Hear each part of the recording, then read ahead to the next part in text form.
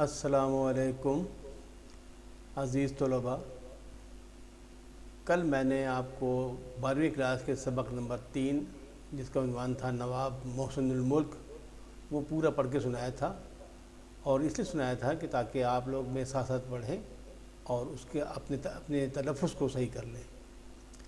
تو آج ہم اس کی مشق کریں گے۔ آپ اپنی کتابیں کھول لیجئے اور جیسے میں آپ پڑھتا جاؤں گا آپ اپنی مشق پہ اسی طرح نشانات لگا دیں یا پھر بعد میں غور سے سن کر جو کچھ میں کہوں گا اس کو تحریر کر لیں۔ تو شروع کرتے ہیں جناب۔ نواب محسن الملک کو ریاست کے نظم و نسق اور حکومتی معاملات پر کس قدر عبور حاصل تھا؟ اس کا جواب ہے کہ نواب محسن الملک کو ریاست کے نظم و نسق اور حکومتی معاملات پر ایسا عبور تھا کہ بڑے بڑے پیچیدہ معاملات کو باتوں باتوں میں سلجھا لیا کرتے تھے۔ اب اس کا بے جز ہے کہ نواب محسن الملک ریاستی عوام میں کس حد تک حرد لذیذ تھے۔ یہ جو ریاستی عوام کون سی ریاست کا ذکر ہو رہا ہے یہ آپ کو یاد رکھنا چاہیے، یہ ہے حیدرآباد دکن کی ریاست۔ تو اس سوال کا جواب ہے کہ نواب محسن الملک جب حیدرآباد سے اپنا منصب چھوڑ کر جانے لگے تو ایک کوہرام مچ گیا اور اسٹیشن کے اندر اور باہر ہزاروں لوگ جمع ہو گئے، جن میں امیر، غریب، بیوائیں اور یتیم سبھی شامل تھے اور ان کے جانے پر زار و قطار ہو رہے تھے۔ اگلا جو سوال ہے وہ ہے جناب کہ نواب محسن الملک کی تحریر کی خصوصیات کیا ہیں؟ اس کا جواب ہے نواب محسن الملک کی تحریر میں ادبیت کی شان کے علاوہ روانی، فصاحت اور تسلسل بیان نمایاں تھے۔ اگلا سوال ہے دال، نواب محسن الملک کی تقریر کا انداز کس حد تک دلکش تھا؟ اس کا جواب ہے نواب محسن الملک کی تقریر کے دوران ان کے منہ سے پھول جھڑتے تھے اور ان کی آواز میں شیرینی اور دلکشی تھی۔ اب ہے سوال ہے نواب محسن الملک نے بدر الدین طیب جی کو، جو سر سید اور علی گڑھ کے سخت مخالف تھے، اپنا گرویدہ کیسے بنایا؟ اس کا جواب ہے نواب محسن الملک نے بدر الدین طیب جی کے سامنے ایسی فصیح اور پرزور تقریر کی کہ دونوں عبیدہ ہو گئے اور تھوڑی سی دیر میں ان کی دیرینہ مخالفت کو ہمدردی میں بدل دیا۔ اب اگلا سوال ہے کہ نواب محسن الملک کو مطالعے کا شوق کس حد تک تھا اور وہ کس قسم کی کتابیں پڑھتے تھے؟ جواب ہے کہ نواب محسن الملک کو مطالعے کا بے حد شوق تھا اور اخبارات اور اردو، فارسی، عربی کتابیں برابر پڑھتے۔ چونکہ انگریزی نہیں جانتے تھے اس لیے انگریزی کی ایسی کتابیں جو ان کے شوق کے مطابق تھیں ان کا ترجمہ کرا کر پڑھتے تھے۔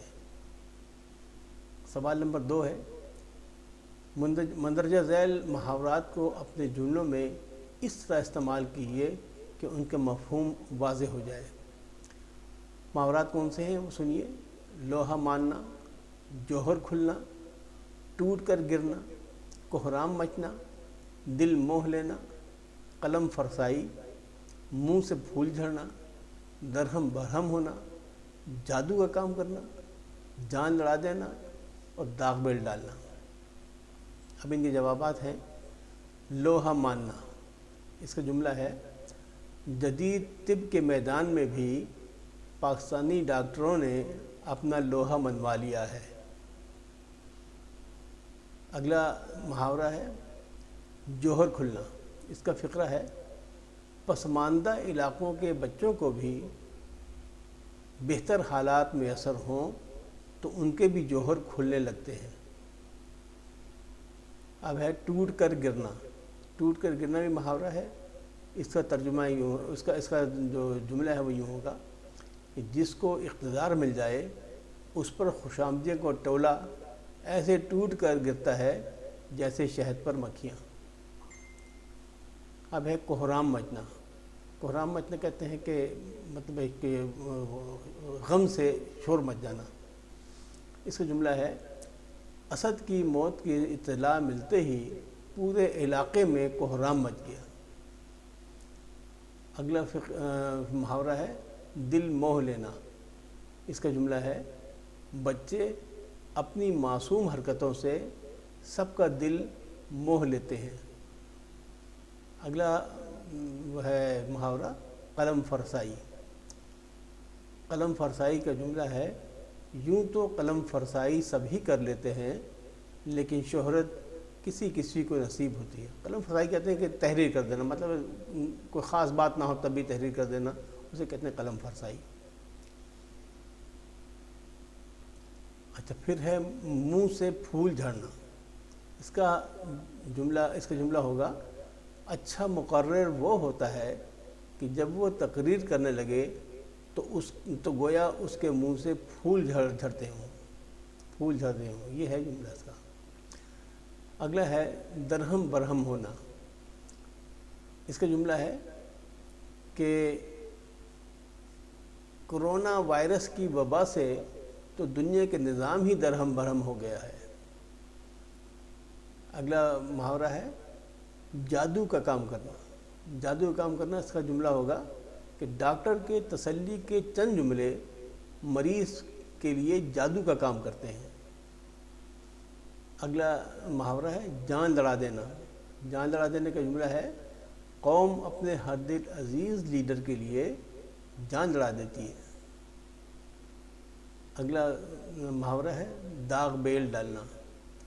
تو اس کا جملہ ہوگا سر سید نے علی گڑھ کالج قائم کر کے مسلمانان ہند کی ترقی کی جو داغ بیل ڈالی تھی آج تک اس کے ثمرات حاصل ہو رہے ہیں۔ سوال نمبر 3، بعض اوقات بات کی وضاحت کے لیے یا بات میں زور پیدا کرنے کے لیے مثال دی جاتی ہے، اسے تمثیل انداز کہا جاتا ہے۔ جیسے اس سبق میں آئے ہوئے یہ جملے دیکھیے۔ الف، ان سے چھوا نہیں اور کندن کا ہوا نہیں۔ بے، وہ ہر بڑے اور صاحب اقتدار پر اس طرح ٹوٹ کر گرتے ہیں جیسے شہد پر مکھیاں۔ جیم، وہ ان افراد کو جو ان کی یا حکومت کی راہ میں حائل ہیں دودھ کی مکھی کی طرح نکال کر پھینک دیں۔ اگلا جملہ ہے اس وقت نواب صاحب کی خوش بیانی، فصاحت اور ظرافت جادو کا کام کرتی۔ اب وہ کہتے ہیں اس میں کہ اب آپ اس نوعیت کے 5 جملے مزید لکھیے۔ تو جو جملے ہیں وہ میں نے یہاں لکھ دیے ہیں، آپ بھی سن لیجئے۔ پہلا فقرہ ہے اس شخص کی باتوں سے تو جیسے زہر ٹپکتا ہے۔ یہ بھی محاورہ ہے، زہر ٹپکنا یعنی بہت خراب باتیں کرنا۔ اس شخص کی باتوں سے تو جیسے زہر ٹپکتا ہے، ایک جملہ ہو گیا۔ دوسرا جملہ، میں تو مایوس ہو گیا تھا لیکن تمہاری باتوں نے جیسے پھر سے امید کی شمع روشن کر دی۔ تو امید کی شمع روشن کرنا یہ بھی محاورہ ہے۔ تیسرا جملہ ہے شوکت تو ایسے غائب ہوا جیسے گدھے کے سر سے سینگ۔ گدھے کے سر سے سینگ غائب ہونا یہ بھی محاورہ ہے۔ تو اس کا جملہ ہو گیا شوکت تو ایسے غائب ہوا جیسے گدھے کے سر سے سینگ۔ چوتھا جملہ، بھائی تمہارا کام کرنا تو ایسا ہے جیسے پل صراط عبور کرنا۔ تو پل صراط عبور کرنا جو ہے یہ بھی محاورہ ہے، یعنی بہت مشکل کام۔ پانچواں، اگرچہ میں غصے میں تھا لیکن اس کی باتیں سن کر دل موم ہو گیا۔ تو دل موم ہونا یہ بھی محاورہ ہے۔ تو ہم نے 5 جملے اس طرح مکمل کر لیے۔ اب سوال نمبر 4 ہے اس سبق میں سر سید احمد خان کے جن جن رفقا کا ذکر آیا ہے ان کے ناموں کی فہرست مرتب کریں۔ تو ہم نے فہرست بنا دی ہے، آپ بھی لکھ لیجئے۔ جواب ہے نواب محسن الملک، مشتاق حسین، الطاف حسین حالی، شبلی نعمانی، چراغ علی، ڈپٹی نذیر احمد۔ ان کے علاوہ اور بہت سے ہیں لیکن چونکہ اس مضمون میں جو جن کے نام آئے صرف وہی نام پوچھے ہیں، اس سے ہم نے اسی میں سے وہ نام نکال کے یہاں لکھ دیے ہیں۔ اگر سوال ہے سوال نمبر 5، اس سبق کا خلاصہ اپنے الفاظ میں لکھیے۔ تو خلاصہ جو میں نے لکھا ہے وہ آپ سن لیجئے. آپ اس سے اگر بہتر لکھ سکتے ہو تو یقیناً بہتر لکھ لیجئے، لیکن یہ کہ میں نے آپ کی رہنمائی کے لیے ایک خلاصہ لکھا ہے وہ سن لیجئے.